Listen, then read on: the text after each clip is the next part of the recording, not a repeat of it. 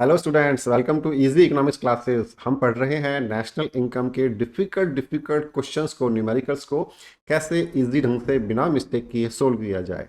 इस सीरीज में आप 9 वीडियोस ऑलरेडी देख चुके हैं, जिसमें पहली वीडियो देखना सबसे ज़्यादा इंपॉर्टेंट था बिकॉज हमने उस वीडियो में आपको सारे कंसेप्ट इस टॉपिक के क्लियर किए हुए हैं बहुत अच्छे ढंग से। आज टाइम है पार्ट नंबर 10 स्टार्ट करने का और इस सीरीज को इस क्वेश्चन के साथ खत्म करने का। तो हमारा लास्ट क्वेश्चन इस सीरीज का जो आज हम दिखा रहे हैं आपको, वो इस तरह से देखिए। अगेन हमेशा की तरह हम लोग वही 6 स्टेप्स फॉलो करेंगे जो हमने आपको फर्स्ट वीडियो में बताए थे। स्टेप 1 क्या होता है? बहुत सिंपल, रुपीज इन करोड़। ये हमने कहाँ से देख के लिखा? ये हमने यहाँ से देख के लिखा। ठीक है, तो ये लिखने का बड़ा फायदा है, मैंने आपको बताया हुआ है, रिपीट नहीं करता मैं। आगे बढ़ते हैं। स्टेप नंबर 2, हमको क्या निकालना है? डिजायरेबल क्या है, पढ़ लेते हैं एक बार। Calculate gross domestic product at market price. हमको इसने बोला है कि आप gross domestic product at market price निकाल के बताइए, और साथ में एक चीज़ और बोलिए, फैक्टर इनकम फ्रॉम अब्रॉड भी बताइए। That means factor income from abroad, यानी कि हमसे फीफा पूछ रहा है, FIFA। तो एक तो हमको ये निकालना है और एक हमको ये निकालना है। ठीक है जी। स्टेप नंबर 3, हम लोग कौन सा मेथड अप्लाई करें, पढ़ लेते हैं, क्योंकि ऊपर तो लिखा नहीं हुआ कौन सा मेथड फॉलो करना है। तो एक बार देखते हैं कि इसमें सबसे बड़ी फिगर कौन सी है, सबसे बड़ा नंबर कौन सा है। देखो ये है जी 2800 वाला, ये वाला क्या लिखा हुआ इसके आगे? Gross national product at factor cost. हमको GNPFC दिया हुआ है ऑलरेडी। तो हमको जब GNPFC दिया हुआ है तो कुछ ही एडजस्टमेंट करके तो हम लोग GDPMP निकाल सकते हैं ना। तो ये तो कुछ और तरह का क्वेश्चन हो गया, तभी हमने यहाँ पे इंक्लूड किया हुआ है। स्टेप नंबर 3 से ही इसको हम सोल्व करना शुरू कर देते हैं, बिकॉज एक बहुत ऐसी इन्फॉर्मेशन दी हुई है क्वेश्चन में जो हमको हेल्प करती है इस क्वेश्चन को जल्दी सोल्व करने में। कैसे? देखिए, GNPFC हमको दिया हुआ है ना, और हमको GDPMP निकालना है। तो हम क्या करें, जो हमको निकालना है वो तो हमने लिख दिया यहाँ पर GDPMP इक्वल टू, जो हमको दिया हुआ है वो हमने यहाँ पे लिख दिया GNPFC। ठीक है जी, ओके। अब क्या एडजस्टमेंट करें? G और G इक्वल है, D और N में डिफरेंस है, डोमेस्टिक निकालना है और नेशनल हमको दिया हुआ है। क्या करेंगे इसमें हम करेंगे minus net factor income from abroad. ठीक है। अच्छा, अब क्या करें हम करें, यहाँ पर MP है, यहाँ पर FC है, इसका मतलब हम लोग प्लस कर देंगे net indirect taxes. Value put करते हैं जो भी हमारे पास अवेलेबल है। देखिए GNPFC कितना दिया हुआ है हमको? 2800 minus net factor income from abroad. देखिए यहाँ पे कुछ लिखा हुआ है, एक्चुअल में यही पे पंगा होगा, क्योंकि हमसे ना फैक्टर इनकम फ्रॉम अब्रॉड मांग रहा है। तो देखते हैं कैसे ये करता है हमारे सामने, देखते हैं। यहाँ पर इंफॉर्मेशन जो अवेलेबल है उसमें पहली बात, आपको जो कंफ्यूज नहीं होना, इस वाली वैल्यू को हम लोग हमेशा इग्नोर करेंगे। क्यों? क्योंकि ये ट्रांसफर्स है, फैक्टर इनकम नहीं है। बच्चे यहीं पे गलती करते हैं। आपने नेशनल इनकम के फर्स्ट चैप्टर में ही पढ़ा था, केवल फैक्टर इनकम इंक्लूड होती है, ट्रांसफर इनकम इंक्लूड नहीं होती। ठीक है, तो ट्रांसफर को तो हम लोग इग्नोर ही कर देंगे, ये वाला हमारा पॉइंट इसमें आएगा ही नहीं। ओके, अब NFIA के रिगार्डिंग कुछ और इन्फॉर्मेशन होगी। यहाँ पे फैक्टर इनकम टू अब्रॉड लिखा हुआ है, बहुत अच्छी बात है। एक फिगर तो आई, यहाँ पे 2 है ना, पहली बात देखो यहाँ पे 2 लिखा हुआ है। दूसरा, यहाँ पर नेट नहीं लिखा हुआ, दैट मीन्स नेट हमको निकालना पड़ेगा, क्योंकि हमको चाहिए तो net factor income from abroad. ठीक है, तो अब हम क्या करेंगे, इस NFIA को एक्सपेंड करेंगे। हमने कहा factor income from abroad minus factor income to abroad, FIFA minus FITA, plus NIT कितना है देख लेते हैं। NIT है 250। आगे बढ़ते हैं। 2800 माइनस FIFA जो कि हमको निकालना है, माइनस फीटा कितना है, फैक्टर इनकम टू अब्रॉड। ध्यान से देना, यहाँ पे ना नेट नहीं लिखा हुआ, इसलिए मैंने यहाँ पे इस फिगर को डायरेक्टली नहीं लिखा, तो ब्रैकेट के अंदर लिखना पड़ेगा। फैक्टर इनकम टू अब्रॉड कितना है? 120 प्लस 250। GDPMP हमको नहीं पता, तो GDPMP हम लोग ऐसे ही लिख देते हैं इसमें, करेक्ट। ये हमारी इक्वेशन हो गई, इक्वेशन नंबर 1। स्टेप नंबर 5 में हम देखेंगे कि कौन से मेथड हमको इस क्वेश्चन में लगाना ज़्यादा सूट करेगा।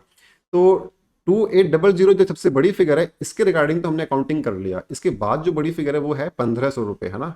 1500 करोड़ रुपए। ये क्या है? Compensation of employees. ये वाली इंफॉर्मेशन कहाँ आती है? हमेशा इनकम मेथड में। और इनकम मेथड का जो बाय डिफॉल्ट होता है, यानी कि अब आया स्टेप 4 लिखने का टाइम। जो बाय डिफॉल्ट होता है इनकम मेथड का, वो होता है हमारा NDPFC, करेक्ट? इक्वल टू, ये हमारा अब स्टेप 5 चल रहा है, ठीक है ना। यहाँ पे हम एक बार और लिख देते हैं, NDPFC। अब हमने कहा स्टेप 5 में कि NDPFC का क्या रूल होता है? बहुत सिंपल है, हमने बता रखा है आपको। 3 बातें होती हैं केवल, compensation plus operating surplus plus mixed income, ठीक है। थोड़ा सा ऊपर कर देते हैं इसको, आपको दिखाई देता कि ऐसे। अब यहाँ पे वैल्यूज पुट कीजिए आप। कॉम्पनसेशन कितना है? लिखा हुआ है 1500 ना, ये वाला, दिस वन हमने लिख दिया 1500। ऑपरेटिंग सरप्लस क्या दिया हुआ है इसमें? देखो देखो, ऑपरेटिंग सरप्लस नहीं दिया हुआ, करना पड़ेगा। 4 चीज़ें होती हैं as per hour first video. कौन कौन सी? प्रॉफिट दिया हुआ है, सीधा लिख दो बिना सोचे, क्योंकि ये सीनियर फिगर है, जूनियर फिगर नहीं है। रेंट दिया हुआ है 300 का, ये भी लिख दीजिए आप। ओके, अब क्या रह गया? इंटरेस्ट रह गया, इंटरेस्ट भी लिख दीजिए 400। चौथी फिगर होती है रॉयल्टी, क्या दी हुई है इसमें? रॉयल्टी कहीं नहीं दी हुई, तो रॉयल्टी को आप जीरो मान के इग्नोर कर दीजिए। प्लस मिक्स्ड इनकम, क्या इंफॉर्मेशन है इसके बारे में? मिक्स्ड इनकम के बारे में देखो, profit, export, compensation, gross national, ये लिखा हुआ है। रेंट, इंटरेस्ट, फैक्टर इनकम, नहीं नहीं, ये भी नहीं है, ये भी नहीं है। मिक्स्ड इनकम जीरो है, नहीं दिया हुआ तो हम इसको जीरो एज्यूम कर लेंगे। हमारा NDPFC आ गया, NDPFC हैज़ कम, कितना कर लो, 800 और 400 1200, ये 2700 आ गया। एक बार रिवर्स कर लेते हैं, 400 और 300 700, 700 और 500 1200, और 1500 2700 हो गया। ठीक है जी, आगे बढ़ते हैं। आगे बढ़ के हमने देखा, अब हमको ना जो हमारा ये पहला वाला इक्वेशन था, ये वाला, इसमें GDP-MP की फिगर चाहिए। अब इस NDPFC की हेल्प से हम लोग GDP-MP निकाल सकते हैं आराम से। देखिए, इक्वल टू NDPFC, क्या करें इसमें? ग्रॉस चाहिए, नेट दिया हुआ है ना, ग्रॉस चाहिए हमको और नेट दिया हुआ है, प्लस कर देते हैं इसमें डेप्रिसिएशन। डोमेस्टिक और डोमेस्टिक इक्वल है, कोई रिक्वायरमेंट नहीं है एडजस्टमेंट की। फैक्टर कॉस्ट दोनों इक्वल हैं, कोई रिक्वायरमेंट नहीं है फर्दर, तो सिंपल हो गया जी। NDPFC कितना था? 2700 प्लस कितना डेप्रिसिएशन है? चेक कीजिए, यहाँ पर लिखा हुआ है डेप्रिसिएशन के बारे में। कहाँ लिखा हुआ है देखो, इस क्वेश्चन में डेप्रिसिएशन के बारे में कहाँ है, देखो जरा।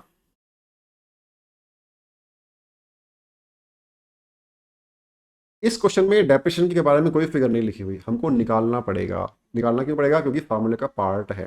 कैसे निकालेंगे, कहाँ से हिंट मिलेगा? देखिए, यहाँ पर लिखा हुआ है ग्रॉस फिक्स्ड कैपिटल फॉर्मेशन, यहाँ पे लिखा हुआ है नेट डोमेस्टिक कैपिटल फॉर्मेशन, साथ में चेंज इन स्टॉक भी लिखा हुआ है ना। ये मैंने क्यों बताया आपको ये वाली बात, चेंज इन स्टॉक वाली? यहाँ तो फिक्स्ड है, लेकिन यहाँ पे कोई फिक्स्ड नहीं है, यहाँ पे simple gross net domestic capital formation लिखा हुआ है। तो हमको क्या करना है, देखिए,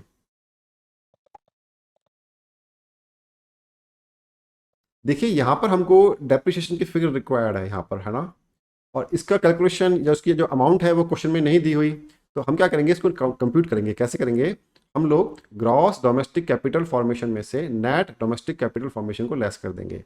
तो जो ग्रॉस डोमेस्टिक कैपिटल फॉर्मेशन हमको नहीं दी हुई क्वेश्चन स्टेटमेंट में, तो हम ये भी निकालेंगे। कैसे? देखिए, ग्रॉस फिक्स्ड कैपिटल फॉर्मेशन है ना 700, इसमें प्लस कर देंगे हम लोग चेंज इन स्टॉक को, यानी कि 50 को। अब ये क्या बन गया?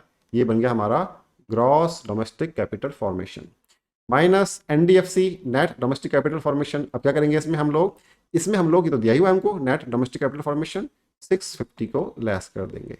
कितना आ गया डेप्रिसिएशन? 750 में से 650 गया 100, तो अब यहाँ पर हमने वैल्यू पुट कर दिया 100 का। इस तरह से हमको डेप्रिसिएशन निकालना पड़ेगा इस क्वेश्चन में, क्योंकि नहीं दिया हुआ। अब देखिए आगे, GDPFC क्या आ गया आपका? GDPFC, हाँ जी, GDPFC आ गया आपका 2800। हमको चाहिए क्या? GDP-MP, है ना।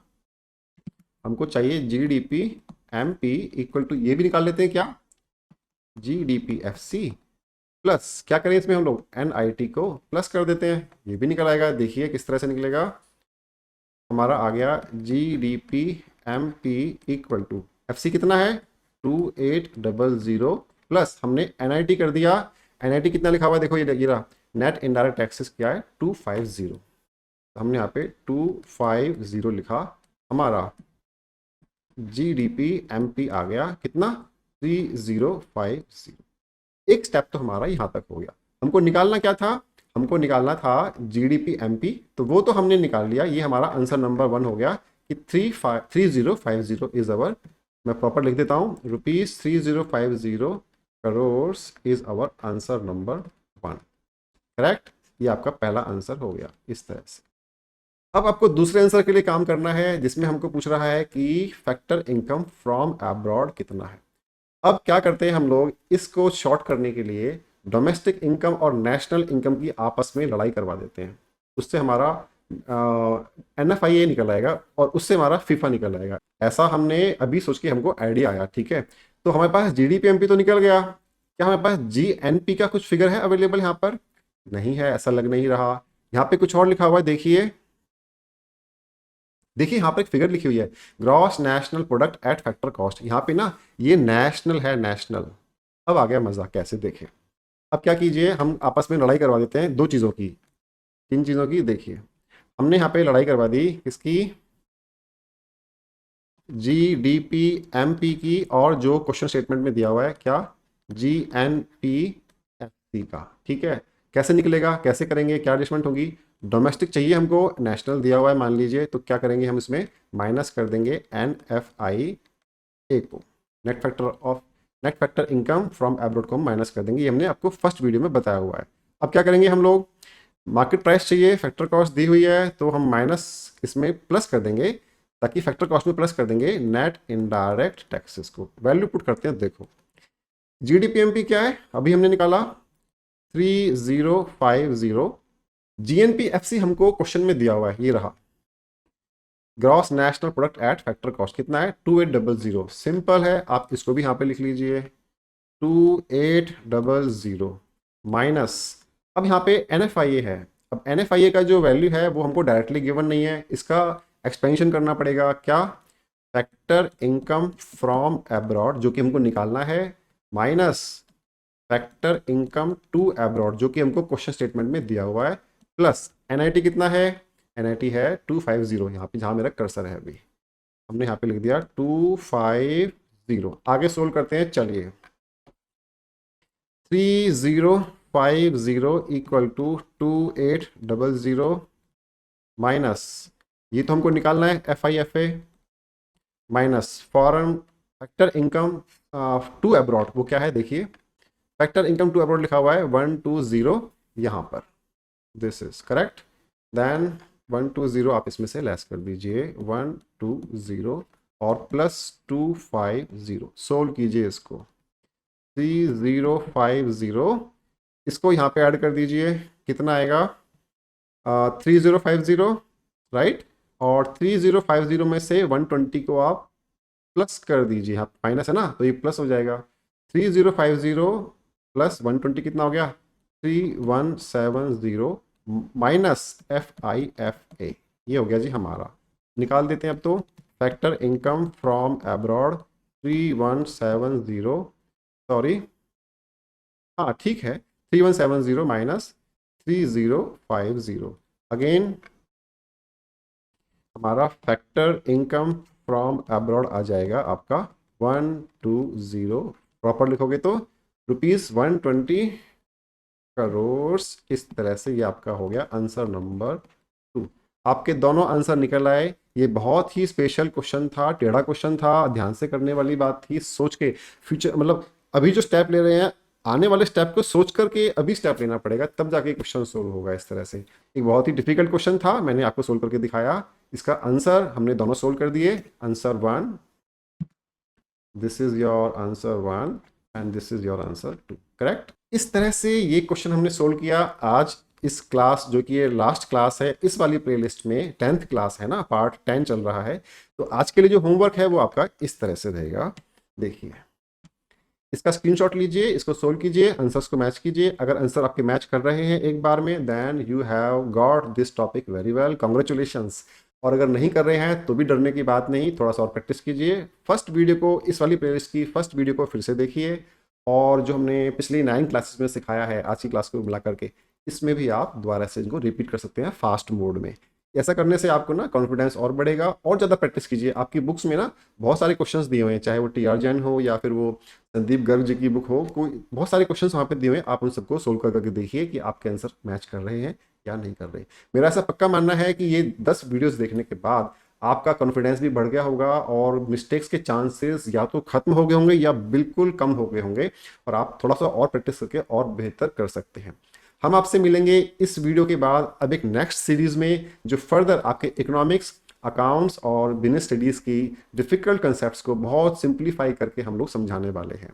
मिलते हैं आपसे नेक्स्ट वीडियो में। तब तक ये पूरी 10 वीडियोस के देखने के बाद आपको कैसा लगा हमको कमेंट बॉक्स में ज़रूर बताइए, और इस चैनल को आपने सब्सक्राइब नहीं किया है अभी तक भी तो ज़रूर कीजिए। ऐसे ही सिंपल स्टडीज़ बनाने वाले वीडियोस हम लोग बनाते रहते हैं, आपके लिए लाते रहते हैं। मिलते हैं आपसे नेक्स्ट सीरीज़ में बहुत जल्दी, तब तक बाय बाय।